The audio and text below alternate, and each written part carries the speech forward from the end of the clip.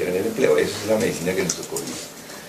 De modo que toca hacerlo, a medida que vayamos avanzando en años de experiencia, adquirir algo de práctica, volverse canchero, más no mañoso, para tratar de que sea una historia un poquito más completa. Los signos clínicos de desnutrición, cuando ustedes los encuentran, ya estamos tarde. Allá no queremos llegar, queremos hacerles medicina preventiva.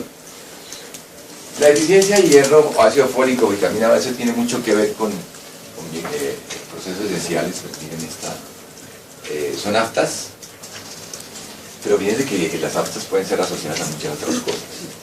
Enfermedades virales locales, una enfermedad por alguna que produce aftas y haya una lesión atrás en el paladar, que produce a veces exantema en las palmas y las plantas, precedidas de diarrea o churrias, como dicen popularmente.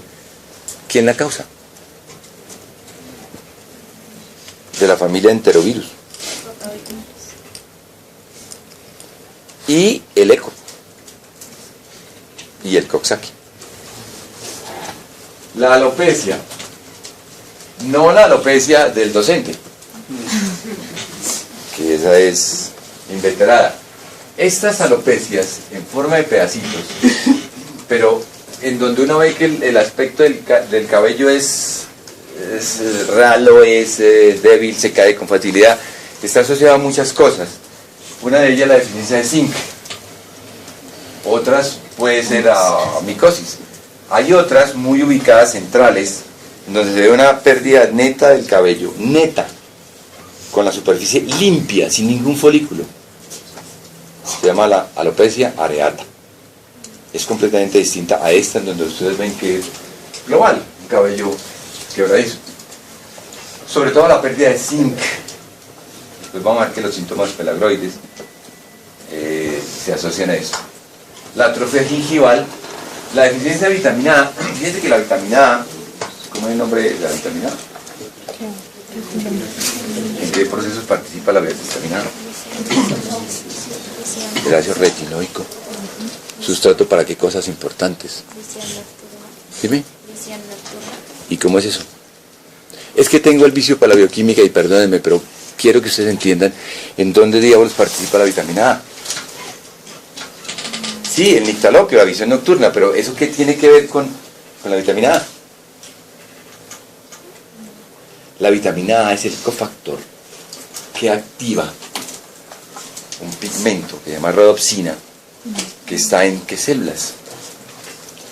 ¿Quién es el encargado de la visión perfecta de los colores, de la sensibilidad máxima, de los puntos de máxima visión en el organismo? Conos y bastones. La deficiencia crónica de vitamina A va a llevar a eso. Nictalopio se llama la ceguera nocturna, pero también deficiencia en todas las membranas donde participa la vitamina A. Por esa razón, fíjense que en el sarampión se acostumbra a suplementar con este suplemento. ¿Por qué razón? Porque el sarampión tiene una especial trofismo por la córnea, por las membranas conjuntivales y produce queratitis. Pero en general, cada vez que haya deficiencia de vitamina A, ustedes van a encontrar con produce cuánta mucosa hay. No solamente esa atrofia gingival, también de otras mucosas, ojos y otras. La ascitis, fíjense que esto es una deficiencia proteica. En general, las desnutriciones asociadas a déficit de proteínas, por ejemplo albúmina, ¿en qué se van a traducir? ¿Cuál es el papel desde el punto de vista, estoy hablando de pura biofísica, qué papel tiene la albúmina en un vaso? Yo no digo un vaso de agua, en una arteria oncótica. Aquí es la presión oncótica. Atraer agua para mantenerla dentro del vaso. ¿Cómo? Como atracción. ¿Y en qué se diferencia de la presión osmótica?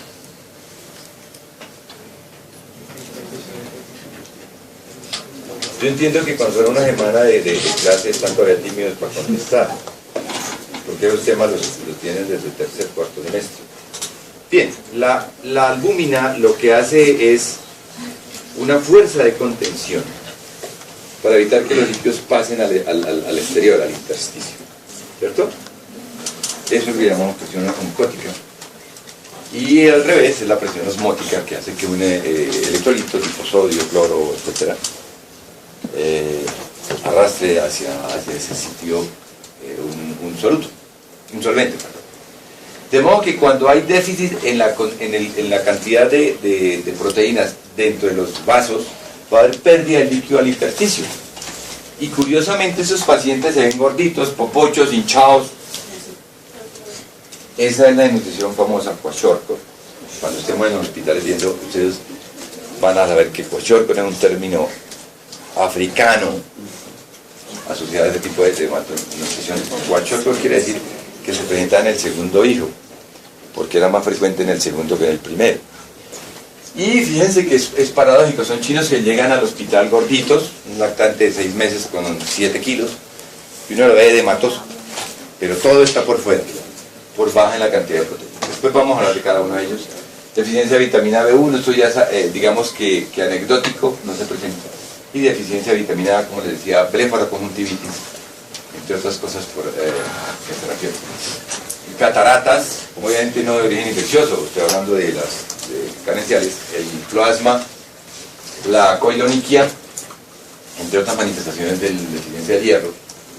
Y estas que desafortunadamente uno todavía las ve, aquí en el trópico no se ve mucho porque afortunadamente tenemos una cosa que es gratuita y que está a veces llegando en exceso, que se llama sol, pero el craniotabes se puede dar, en otros países se ve junto con el rosario raquítico del raquitismo. La dermatitis seborreica, obviamente entienden ustedes que la dermatitis seborreica tiene muchos otros orígenes. Estoy hablando, por ejemplo, del origen alérgico de la atopia, que es completamente distinto, pues se va asociada a la dermatitis atópica o a fenómenos sistémicos como rinitis alérgica o asma. La dermatitis escrotal o vulvar, por deficiencias específicas. Fíjense, la dermatitis o dermatosis pelagroide se llama, bueno, básicamente está asociada no solamente a la deficiencia de los complejos de la vitamina B3, sino también al zinc. La deficiencia de zinc conlleva síntomas muy importantes pelagroides, el eczema, el edema generalizado, por ejemplo, la estomatitis angular o deficiencia de calcio y vitamina B2 en estas patologías. Esto ustedes ya lo pueden ver, el síndrome de Kwashiorkor, no crean que esto es raro, a rato lo vemos. A pesar de que Colombia es un país de malnutridos, todavía vemos esto, desafortunadamente es muy triste porque para que un niño llegue a este estado tiene que tener mucho tiempo de evolución en la patología. Como hablaba aquí alguien, la fotofobia, que es distinta al nictalopio, y las deficiencias de vitamina D, calcio, en el raquitismo, por ejemplo. Ginecomastia, una de las causas, por deficiencia de hierro, la glositis, todo el complejo B, y la hipoplasia del esmalte por ese tipo de... Fíjense que ya están ustedes más o menos conformando un síndrome que es deficiencia de zinc. La dermatitis enterohepática,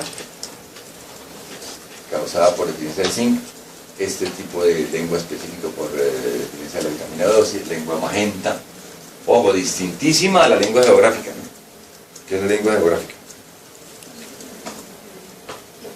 Bueno, yo les valgo, estamos arrancando, es un estigma muy característico de los niños atópicos. Ustedes van a ver que sacan la lengua y es como ver un mapa. Manchas que no duelen, son levantadas, y una semana está en la punta, otra atrás, y la mamá toda la semana lo lleva al pediatra porque ahora no tiene la punta sino atrás. Y sencillamente es un signo de atopía, es distinto a esta lengua. Y obviamente, mire, esta vitamina B, que tiene mucho que ver con los problemas de coagulación, producen este tipo de lesiones que pueden ser petequiales, pueden ser algún otro tipo de lesiones en la piel. Las manchas de Litot, es muy raro ya ver esto es anecdótico por la deficiencia de vitamina A. La quelitis, el rosario raquítico, ahorita vamos a ver algunos diapositivas sobre cómo lo diagnostica. En la unión contracostal, pero además hay alteraciones bien importantes en las epífisis, surco de Harrison en las costillas, la seroftalmía, más asociado por ejemplo a vitamina A, en pacientes con sarampión, la cerosis, que también es diagnóstico diferencial de la dermatitis atópica, ese tipo de lesiones, o la cerosis conjuntival. Fíjense que todas las mucosas están comprometidas cada vez que hay una deficiencia de vitamina A. Ok, les decía, tienen toda la vida para evaluar clínicamente cómo se comporta el paciente. Es decir, para encontrar signos clínicos desnutridos. Uno no termina de hacerse viejo para sorprenderse de cómo la desnutrición puede tener manifestaciones tan variables. Por tanto, la clínica no puede ser el parámetro más importante para el diagnóstico de nutrición, porque ya es tardío. Por tal razón, es importante la instauración, el uso sistemático de patrones de crecimiento en forma sistemática, lo que llamamos nosotros curvas de crecimiento y desarrollo. Las curvas de crecimiento y desarrollo han tenido mucha variación desde hace muchos años. En la época en que yo era residente usábamos unas tablas que nos daba el bienestar familiar, que eran muy curiosas porque eran trasladar los datos que se obtenían de Estados Unidos y adaptarlos a nuestros niños, lo cual era absolutamente absurdo. Pero en el año 86, 88 llegaron unas tablas del Centro Nacional de Estadísticas y Salud, de la NSHS de Estados Unidos, y empezamos a trabajar con ellas. También era un absurdo. ¿Por qué razón? Porque esas tablas tomaban un grupo poblacional muy grande, pero de Estados Unidos, de niños que eran en otro contexto socioeconómico, en otro contexto nutricional, y eran niños que no habían sido alimentados exclusivamente con leche materna, sino con fórmulas lácteas. Por tanto, en el año 2007 decidieron cambiarse las tablas. ¿Y qué hizo la OMS? La OMS dijo, hay que universalizar esto, hacerlo más democrático. Entonces tomó una cohorte de más de 8.000 niños, eso está en el material que les di, y tomó niños de lo más heterogéneo. Tomó niños de Brasil, quería incluir América, incluyó niños de un país de la zona de Asia, del Medio Oriente, que es Omán, allá abajo de Arabia. Tomó datos de un país de África que se llamaba al lado de Guinea, y tomó datos del país más nórdico posible, más caucásico posible, no caucásico sino más nórdico posible, que fue Noruega, y por supuesto Estados Unidos. Esa fue la tabla que sirvió, la base de datos para tomar las tablas que existen hoy día, las tablas de la OMS. Y tomó niños que fueran exclusivamente alimentados con seno durante los primeros 4 meses, que fueran absolutamente sanos, pero fíjense que la base de datos es tan heterogénea que sirve para universalizarla. Y es las tablas que estamos trabajando actualmente, las tablas de la OMS. Entonces, ¿en qué consisten esas tablas de la OMS si nos dejan trabajar este hecho?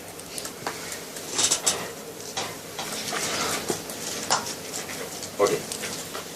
Las tablas de la OMS lo que hicieron fue determinar algunos parámetros importantes de antropometría. Vamos a definir qué es eso. La antropometría se refiere a la medición de proporción del cuerpo humano. El que quiera realizar algún curso de esto en la Universidad Javeriana, se están haciendo periódicamente unos cursillos internacionales de antropometría. El que quiera dedicarse, por ejemplo, a la medicina deportiva, el que quiera dedicarse a cualquier cosa, les enseñamos a cómo determinar la antropometría en los diferentes segmentos corporales. Todo médico debe saberlo. Por obligación debemos saber tomar. Lo que exigimos es que ustedes sepan tomar perímetro craneano adecuadamente, diámetro bicipital, circunferencia abdominal, peso, talla. Bueno, con eso es lo mínimo que pueden tomar. ¿De acuerdo? A eso se refiere la antropometría, todos los segmentos corporales. Les decía yo, crecer no es lo mismo que desarrollarse. Crecen los animalitos que están en ceba. crecemos nosotros cuando comemos.